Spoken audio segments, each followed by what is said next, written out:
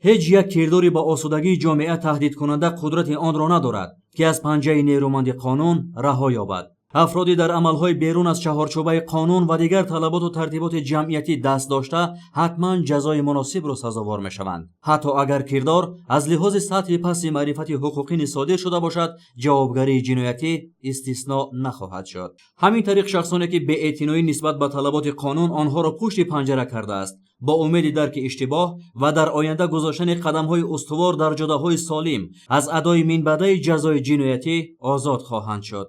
برگشت به آزادی این افراد در اساس امضای پرزیدنت جمهوری تاجیکستان پیشوای ملت محترم امامعلی رحمان به قانون جمهوری تاجیکستان درباره عفو صورت میگیرد.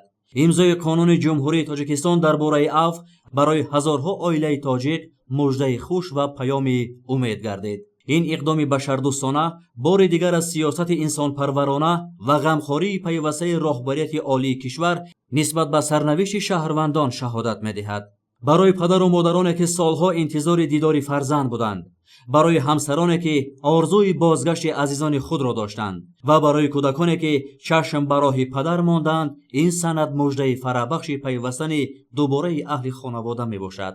عفو نه تنها آزادی بلکه امکان آغاز زندگی نو است. شخصانی که در نتیجه اشتباه یا رفتار خلاف قانون از محیط آزاد و دیدار نزدیکان جدا شده بودند، اکنون می توانند با درک مسئولیت بیشتر به حیات سالم برگشته در رشد عائله و جامعه سهم گذارند.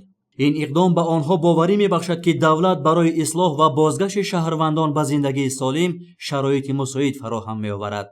پیشوای ملت پرزیدنت جمهوری تاجیکستان محترم امامعلی رحمان برای تحکیم صلح و ثبات استقلال دولتی بسیار خدمت‌های به اندازه زیاد و بی‌نظیر را به انجام رساندند و ما شاهد آن هستیم که سال از سال در مملکت صلح و ثبات مستحکم گردیده. همزمان اعتبار جمهوری تاجیکستان در سطح بین‌المللی بلند گردیده ایستاده است. یکی از خصلت‌های بزرگ انسانی این بخشیدن گناه‌ها عفو به شمار می‌رود. خیلی امروزی است که در عرفه روز وحدت ملی جناب عالی قانون جمهوری تاجیکستان درباره عفو را به امضا رساندند که این یکی از خصلت‌های بزرگمردی و خصلت‌های انسان دوستانه جناب عالی را تجسم می‌نماید. در سالهای صاحب استقلالی سندهای عفو بارها سبب شادی هزارها خانواده شده به تحکیم مهر و محبت، همدیگر فهمی و وحدت جامعه مساعدت نمودند.